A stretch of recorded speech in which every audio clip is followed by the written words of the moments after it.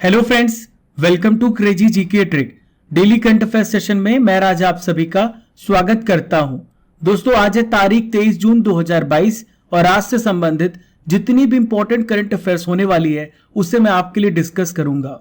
ये current affair Bharat के किसी भी एग्जाम के लिए जरूरी है।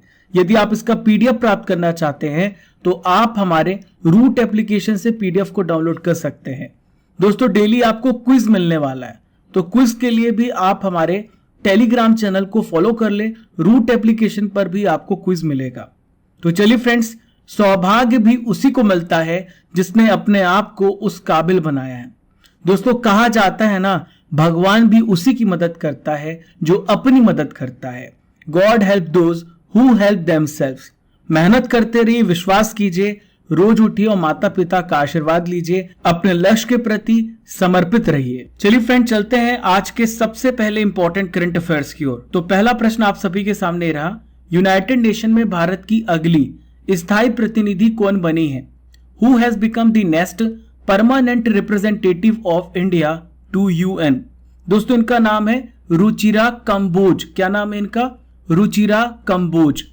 दोस्तों, मैं आपको एक छोटी सी ट्रिक बताऊंगा भारत की अगली स्थायी प्रतिनिधि जो बनाई गई रुचिरा कंबोज, इनको याद करने की।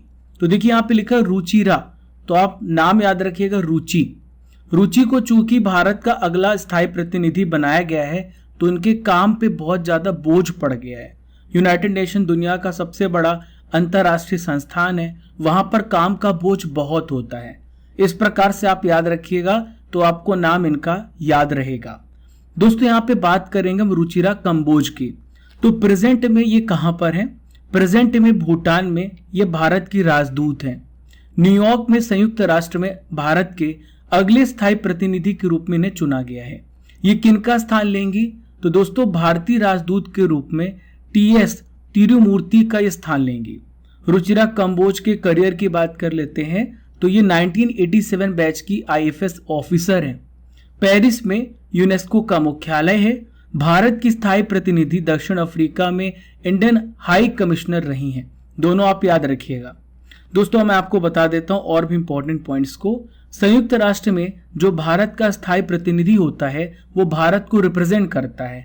वो भारत का सबसे बड़ा प्रतिनिधि कहलाता है, रिप्रेजेंट करता है पूरे भारत को। देखिए फ्रेंड्स, इमेज में आप देख पा रहे हैं, ये हैं टीएस त्रिमूर्ति।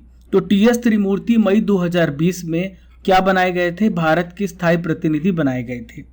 अब यहाँ पे बात आ रही संयुक्त राष्ट्र की। तो संयुक्त राष्ट्र की स्थापना कब हुई है? 24 अक्टूबर 1945 को। हर साल 24 अक्टूबर को यूएन डे मनाया जाता है क्योंकि इसी दिन यूएन की स्थापना की गई थी। यह एक इंटरनेशनल ऑर्गेनाइजेशन है, जैसा कि आप जानते हैं। टोटल इसमें 193 मेंबर्स हैं। प्रेजेंट में इसके जो अध्यक्ष हैं वो कौन है? एंटोनियो गुटेरेस हैं। इसका उद्देश्य क्या है? अंतरराष्ट्रीय शांति एवं सुरक्षा को बनाए रखना। चलिए फ्रेंड, चलते हैं सेकंड इंपॉर्टेंट करंट अफेयर्स की ओर। तो सेकंड इंपॉर्टेंट करंट अफेयर्स आप सभी के सामने रहा, हाल ही में किस देश में भूकंप के कारण लगभग 1000 लोगों की मौत हो गई है? In which country about 1000 people have died due to earthquake? तो दोस्तों, जो भूकंप आया है कहां पर आया है? अफगानिस्तान देश पर आया है। इसमें 1000 लोगों की मौत हुई है और हजारों लोग उस पर घायल हुए हैं। मीडिया के रिपोर्ट्स के मुताबिक यहां पर 6.1 की इंटेंसिटी के साथ, तीव्रता के साथ भूकंप के झटके महसूस किए गए हैं। दोस्तों, मैं आपको बता दूं, यूएस जियोलॉजिकल सर्वे यूएसजीएस के मुताबिक भूकंप का जो सेंटर था, भूकंप का जो फोकस था, केंद्र था, वो अफगानिस्तान के खोस्त शहर से 40 किलोमीटर दूर था। इस वजह से जो झटके हैं अफगानिस्तान के साथ साथ पाकिस्तान और भारत में भी महसूस किए गए। अफगानिस्तान पाकिस्तान और भारत दोनों देशों के साथ अपनी सीमा को साझा करता है, बाउंड्री को क्या करता है? शेयर करता है। देखिए फ्रेंड्स, भूकंप को नापने के लिए कई प्रकार की स्केल का इस्तेमाल किया जाता है। सबसे प्रमुख रूप से रिक्टर स्केल का इस्तेमाल किया जाता है। दोस्तों, जो रिक्टर स्केल होती है ये 0 से लेकर 9 तक के रेंज का होता है। वहीं पे एक और स्केल होती है, इसका नाम है मर्कली स्केल। मर्कली स्केल जो है ये कहां से कहां तक होता है? ये 1 to 12 होता है। आइए फ्रेंड्स, देखते हैं रिक्टर स्केल के पैमाने को ध्यान से पढ़ते हैं। यदि फ्रेंड्स 0 से लेके 1.9 तक रिक्टर स्केल मापी जाती है तो सिर्फ जो है सिस्मोग्राफ से ही पता चलता है। 2 से 2.9 हल्का कंपन महसूस होगा, 3 से 3.9 कोई ट्रक आपके नजदीक से गुजर जाए ऐसा महसूस होगा। 4 से 4.9 खिड़कियां टूट सकती हैं। 5 से 5.9 फर्नीचर जैसा भारी सामान हिल सकता है। 6 से 6.9 इमारतों की नींव जो है वो खिसक जाएगी, दरक जाएगी, ऊपरी मंजिलों को भी नुकसान होगा। वहीं पे फ्रेंड्स 7 से 7.9 यदि रिक्टर स्केल मापा जाता है तो इमारतें गिर जाती हैं और जमीन के अंदर जो पाइप है वो फट जाती है।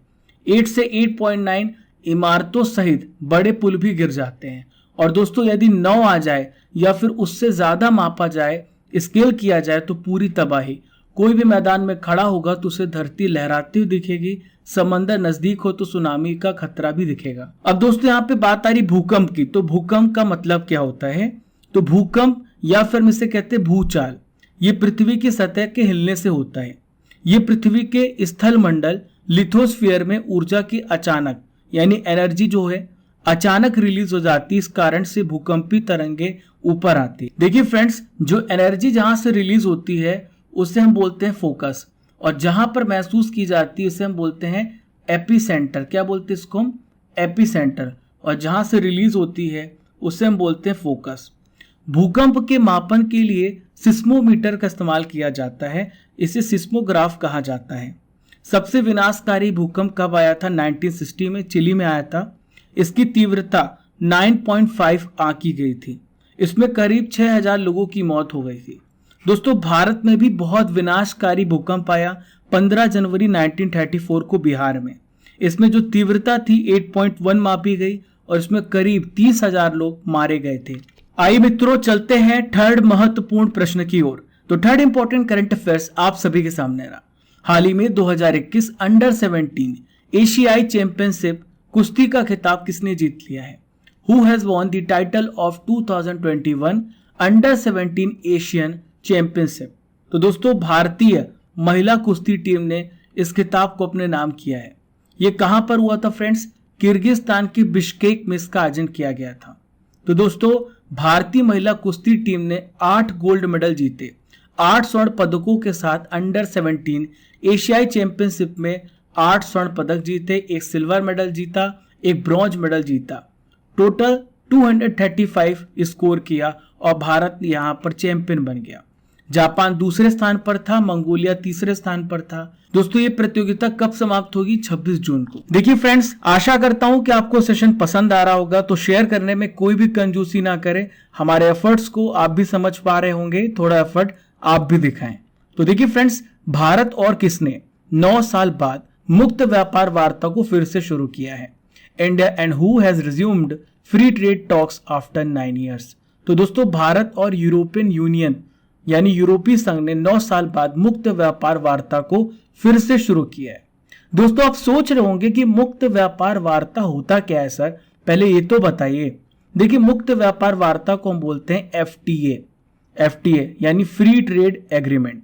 फ्री ट्रेड एग्रीमेंट क्या होता है दोस्तों?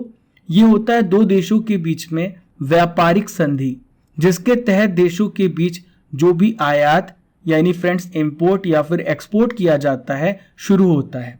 इसमें कई प्रकार से दोनों देश एक दूसरे को छूट देते हैं और जिससे सामान सस्ता हो जाता है। इसे हम बोलते हैं फ्री ट्रेड एग्रीमेंट। 1995 में दुनिया के देशों के बीच व्यापार को सरल बनाने के लिए गेट का फुल फॉर्म क्या है? General agreement on trade and tariff समझौता किया गया, जिसको लागू करने की जिम्मेदारी WTO की थी। भारत भी इस पर शामिल हो गया। देखिए फ्रेंड्स, मैं आपको बता दूं, भारत ने सबसे पहले 1998 में श्रीलंका के साथ फ्री ट्रेड एग्रीमेंट को शुरू किया। दोस्तों मैं आपको बता दूं, भारत और यूरोपीय संघ के बीच में 27 जून को नई दिल्ली में फ्री ट्रेड एग्रीमेंट का पहला दौर शुरू होगा। फ्री ट्रेड टॉक्स का मुख्य उद्देश्य क्या है? 2021-22 में 116 अरब डॉलर से बायलैटरल ट्रेड यानी द्विपक्षीय व्यापार को 5 सालों में दुगना करना। ईयू की बात करें फ्रेंड्स, यूरोपियन यूनियन की, तो अमेरिका के बाद भारत का दूसरा सबसे बड़ा व्यापारी भागीदार कौन है? European union. यहां पे बात आ रही यूरोपियन यूनियन की, तो इससे रिलेटेड बहुत सारे फैक्ट्स आपसे पूछे जा सकते हैं। सबसे पहले देखिए इसमें टोटल कितने सदस्य हैं? टोटल इसमें 27 मेंबर्स हैं। दोस्तों ये राजनीतिक और एक आर्थिक संघ है जो मुख्य रूप से यूरोप में है। दोस्तों इसकी स्थापना कब हुई है? 1 नवंबर 1993 में। इसका मुख्यालय हेडक्वार्टर कहां पर है? बेल्जियम की ब्रुसेल्स में है। यूरोपीय संसद जो है यूरोपीय संघ का एक विधायी निकाय है। आइए फ्रेंड्स और भी इंपॉर्टेंट पॉइंट को समझ लेते हैं। भारत का यूरोपीय संघ के साथ कैसा रिलेशन है? तो दोस्तों भारत का यूरोपीय संघ से बात करें तो जो एक्सपोर्ट है 2021-22 में 57% यानी 57% बढ़कर $65 बिलियन हो गया है। भारत को इस पर काफी फायदा हुआ है। हाल ही में भारत ने संयुक्त अरब अमीरात और ऑस्ट्रेलिया के साथ भी फ्री ट्रेड एग्रीमेंट समझौते पर हस्ताक्षर किया है। दोस्तों भारत यूके के साथ भी फ्री ट्रेड एग्रीमेंट पर बातचीत कर रहा है। आशा करता हूं कि आपको ये बात पूरी तरीके से समझ में आ गई होगी। चलिए मित्रों चलते हैं फिफ्थ इंपॉर्टेंट करंट अफेयर्स की ओर। तो फिफ्थ इंपॉर्टेंट करंट अफेयर्स ये रहा दोस्तों, हाल ही में दुनिया की सबसे बड़ी ताजे पानी की मछली किस देश में पाई गई है? In which country is the world's largest fresh water fish found? तो दोस्तों ये कहां पर पाई गई है? कंबोडिया में। कहां पर? कंबोडिया में। कंबोडियाई ग्रामीण ने मेकांग नदी पर, किस नदी पर? मेकांग नदी पर दुनिया की सबसे बड़ी ताजे पानी की मछली पकड़ी है। दोस्तों ये जो आप देख पा रहे हैं यह एक विशाल स्ट्रिंग रे मछली है। इसका वेट 300 kg है और ये 3.98 मीटर लंबी है और 2.2 मीटर चौड़ी है। देखिए फ्रेंड्स ये जो स्ट्रिंग रे मछली है ये लुप्त प्राय प्रजाति है। मेकांग की बात करें तो मेकांग में दुनिया में मछली की तीसरी सबसे विविध प्रकार की आबादी मछलियों की पाई जाती है। अब दोस्तों यहाँ पे बात की कंबोडिया की, तो एक कंबोडिया की लोकेशन को देखते हैं। यहाँ पर रेड मार्क है, ये है कंबोडिया। सबसे पहले देखिए कंबोडिया की कैपिटल क्या है? तो कंबोडिया की कैपिटल है नाम पेन। क्या है? नाम पेन। कंबोडिया की सीमाओं को देखते हैं यानी इसकी बाउंड्रीज को देखते हैं तो वेस्ट में है कंबोडिया के थाईलैंड। क्या है? थाईलैंड। और दोस्तों वेस्ट के साथ साथ ये कहां पर है? ये नॉर्थ वेस्ट में भी थाईलैंड है। पूर्व और उत्तर पूर्व यानी कि ईस्ट, और दोस्तों बात करें नॉर्थ ईस्ट में कौन सा देश है? तो यह है लाओस। देख पा रहे हैं आप दोस्तों। इसके बाद हम बात करेंगे वियतनाम की। तो वियतनाम जो है फ्रेंड्स ये भी कहां पर है? ये भी ईस्ट में है। ठीक है। कंबोडिया के साउथ में कौन सा है? थाईलैंड की खाड़ी है। मेकांग नदी यहाँ बहने वाली एक इंपॉर्टेंट रिवर है। आपने सुना होगा अंकोर वाट मंदिर, ये कहां पर है? कंबोडिया में है। दोस्तों नॉलेज की फैक्ट्री में नॉलेज के तड़के में आइए जानते हैं वर्तमान में कौन क्या 2022 सीबीएसई के प्रेजेंट में अध्यक्ष कौन बनाए गए हैं? निधि छिब्बर। एनसीईआरटी के नए निदेशक बनाए गए दिनेश प्रसाद सकलानी। एम जगदीश कुमार को यूजीसी का नया अध्यक्ष बनाया गया है। सुरेश एन पटेल को क्या बनाया गया है? केंद्रीय सतर्कता आयुक्त बनाया गया है। अशोक भूषण को क्या बनाया गया है? एनसीएलएटी का अध्यक्ष बनाया गया है।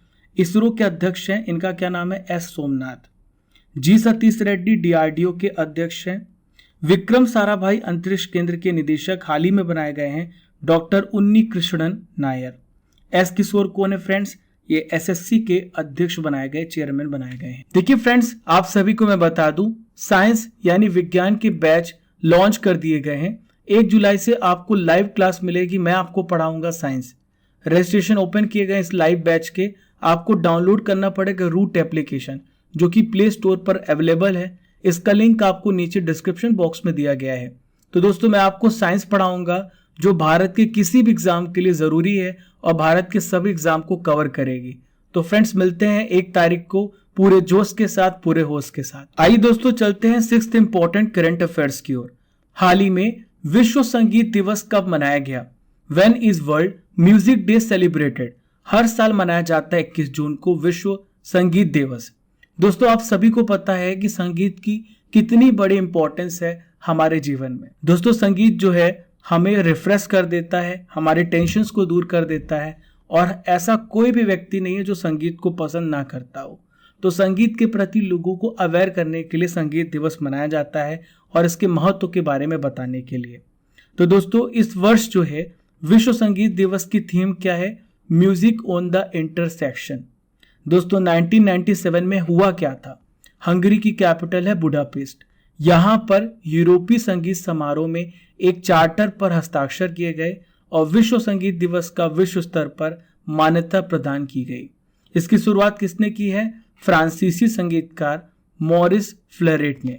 चलिए friends, seventh important current affairs की ओर। हाल ही में एक राष्ट्र एक राशन कार्ड लागू करने वाला 36वां, यानी सम्मिलित रूप से मैं बात करूंगा, राज्य या फिर केंद्र शासित प्रदेश कौन बना है? तो दोस्तों ये 36वां जो है असम बना है। दोस्तों भारत में राज्यों और केंद्र शासित प्रदेश को मिलाकर के हम इसे 36वां बोल रहे हैं। असम ने one nation one ration card योजना को लागू किया है। मैं आपको बता दूं इससे क्या फायदा होगा। इससे उन लोगों को फायदा होगा, उन श्रमिक को फायदा होगा जो रहने वाले एमपी के हैं लेकिन कार्य कहाँ कर रहे हैं? बिहार में। तो दोस्तों उनको राशन कैसे मिलेगा? One nation one ration card से। आप भारत के किसी भी कोने में हो, आपको राशन उपलब्ध कराया जाएगा। तो इस कार्यक्रम का प्रमुख उद्देश्य है सभी लाभार्थियों को देश में कहीं भी अनाज को उपलब्ध कराना। अब आप सोच रहे होंगे कि इस योजना की शुरुआत कब हुई है? तो इस योजना की शुरुआत 2019 में अगस्त महीने में हुई है। देखिए फ्रेंड्स, इसका दूसरा प्रमुख उद्देश्य है देश में जो फर्जी राशन कार्ड है उसे रोकने में मदद करना और देश में जो भ्रष्टाचार चल रहा है उसको भी रोकना। इस योजना के तहत यदि कोई व्यक्ति एक स्थान से दूसरे स्थान पर जाता है तो उसे राशन लेने में कोई भी परेशानी नहीं होगी। इस स्कीम का जो फायदा है सबसे ज्यादा किसको है? प्रवासी मजदूरों को, माइग्रेंट वर्कर्स को। आइए मित्रों चलते हैं 8th इंपॉर्टेंट करंट अफेयर्स की ओर। तो 8th इंपॉर्टेंट करंट अफेयर्स ये रहा, शाबाश मिट्ठू नामक बायोपिक किस महिला खिलाड़ी पर बन रही है? शाबाश मिट्ठू biopic is being made on which female sportsman? तो दोस्तों ये है मिताली राज। मिताली राज पर यह फिल्म बन रही है। मैंने आपको हाल ही में पढ़ाया था करंट अफेयर्स में कि मिताली राज ने अंतर्राष्ट्रीय क्रिकेट से संन्यास ले लिया है। ये पूर्व भारतीय महिला क्रिकेट टीम की क्या थी? कप्तान थी। दोस्तों यहाँ पे ऑप्शन लिखा है मीराबाई चानू। तो मीराबाई चानू कौन है? ये वेट लिफ्टर है। दोस्तों यहाँ पे लिखा है झूलन गोस्वामी, ये कौन है? ये भी क्रिकेटर है। पीवी सिंधु कौन है? ये शटलर है। दोस्तों देखिए, फिल्म निर्माता श्रीजीत मुखर्जी ने भारत की पूर्व महिला क्रिकेट टीम की कप्तान मिताली राज पर तापसी पन्नू स्टारर बायोपिक शाबाश मिट्ठू का ट्रेलर जारी किया है। इस फिल्म को 15 जुलाई को रिलीज किया जाएगा। फिल्म को प्रियन एवन ने लिखा है। अभी हाल ही में मैंने आपको बताया मिताली राज ने क्रिकेट से संन्यास लेने की घोषणा की है। दोस्तों इस फिल्म से हर उस महिला को क्या होना चाहिए? प्राउड फील करना चाहिए किस प्रकार से इन्होंने अपनी सेवा दी है देश को। हर महिला को इनके ऊपर नाज होना चाहिए, हर पुरुष को भी नाज होना चाहिए। इन महिलाओं से उन्हें इंस्पिरेशन लेना चाहिए और आगे बढ़ते रहना चाहिए। अगला महत्वपूर्ण करंट अफेयर्स आप सभी के सामने रहा, खुब्सगुल झील यूनेस्को के विश्व नेटवर्क ऑफ बायोस्फीयर रिजर्व में शामिल किया गया। यह किस देश में है? तो दोस्तों ये कहां पर है? मंगोलिया देश में। कहां पर है? मंगोलिया देश में है। दोस्तों हाल ही में मैंने आपको बताया था मंगोलिया में एक बहुराष्ट्रीय अभ्यास हो रहा है। इसका क्या नाम है? X Khan quest. मंगोलिया के खुब्सगुल झील राष्ट्रीय उद्यान को यूनेस्को के बायोस्फीयर रिजर्व के विश्व नेटवर्क में जोड़ा गया है।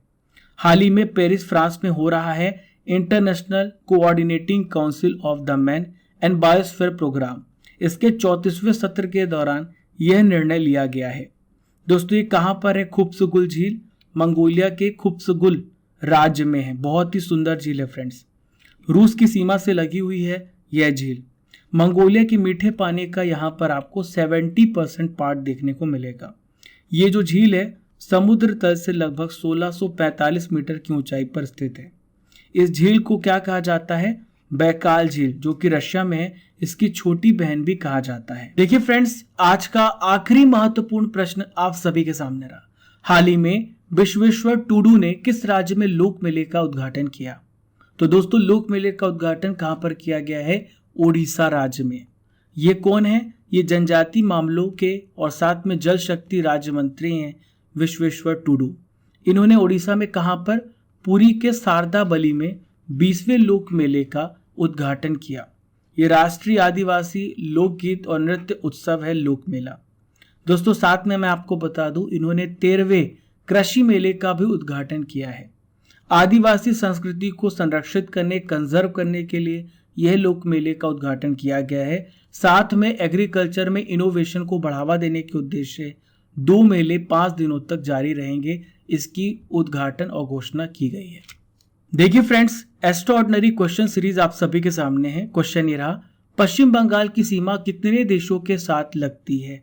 तो पश्चिम बंगाल की सीमा कितने देशों के साथ लगती है? 3 देशों के साथ पश्चिम बंगाल की सीमा लगती है। आइए देख लेते हैं। देखिए, सबसे पहला जो देश है ये है बांग्लादेश, देख पा रहे हैं आप। दूसरा देश कौन सा है फ्रेंड्स?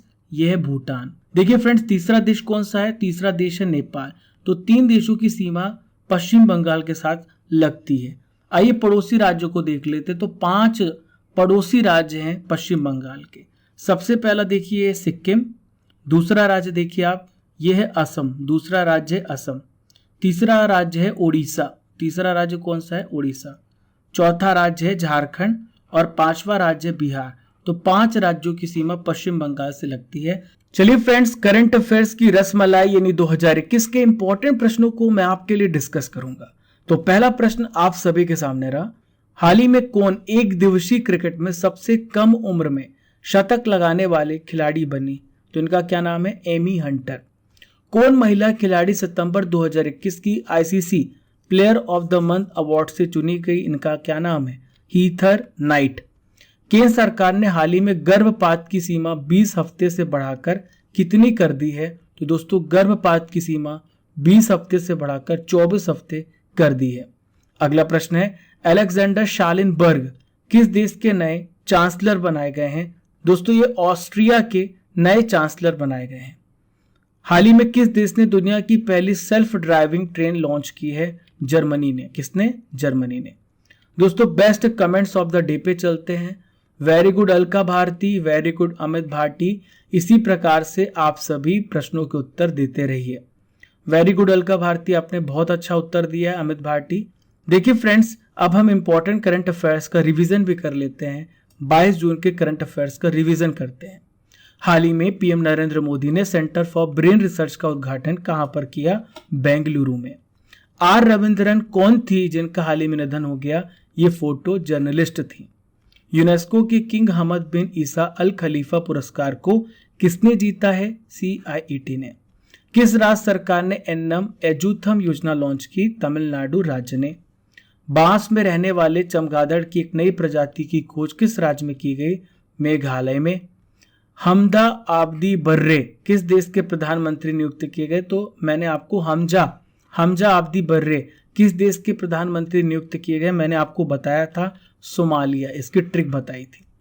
किस फार्मूला 1 रेसिंग ड्राइवर ने कनाडियाई ग्रैंड प्रिक्स का खिताब जीता? मैक्स वेरस्टैपेन ने। आप इसका आंसर कमेंट बॉक्स पर दीजिए, किस देश के खिलाड़ी हैं। गुस्तावो पेट्रो किस देश के राष्ट्रपति बने? कोलंबिया के। मैंने आपको कल इसकी ट्रिक भी बताई थी। 9th इंपॉर्टेंट रिवीजन क्वेश्चन ये रहा, हर साल संघर्ष में यौन हिंसा के उन्मूलन के लिए अंतर्राष्ट्रीय दिवस कब मनाया जाता है? 19 जून को। भारत के दिग्गज फुटबॉलर सुनील छेत्री ने कितने अंतर्राष्ट्रीय गोल करके हंगरी के फेरेंग पुस्कस के रिकॉर्ड की बराबरी की? 84 गोल किया है दोस्तों आपको कमेंट बॉक्स पर बताना है कि दुनिया में सबसे ज्यादा गोल किसने किए हैं और कितने किए हैं। दोस्तों मैं आपसे प्रश्न करूंगा जिसका उत्तर आपको कमेंट बॉक्स पे देना है। तो प्रश्न ये रहा, 1 नेशन 1 राशन कार्ड योजना किस वर्ष शुरू हुई? इसका आंसर आपको कमेंट बॉक्स पर देना है। डियर स्टूडेंट्स, ये था 22 जून के इंपॉर्टेंट करंट अफेयर्स का रिवीजन। हमने डेली करंट अफेयर्स में 23 जून के करंट अफेयर्स को भी कवर किया। आशा करता हूं कि आपको ये सेशन बहुत ज्यादा पसंद आया होगा। तो दोस्तों शेयर करना बिल्कुल भी मत भूलिएगा। आज के सेशन का टारगेट 3000 लाइक्स का है। मुझे पता है हम और आप मिलकर के एक दिन इतिहास रचने वाले हैं। हम जब तक तोड़ेंगे नहीं तब तक छोड़ेंगे नहीं। पहली बार हमारे चैनल पर आ रहे हैं तो सब्सक्राइब कर लीजिए and press the bell icon button ताकि आपको हर एक नोटिफिकेशन सबसे पहले मिल जाए। Keep liking, keep sharing your channel crazy GK trick. Thank you friends. जय हिंद, जय भारत।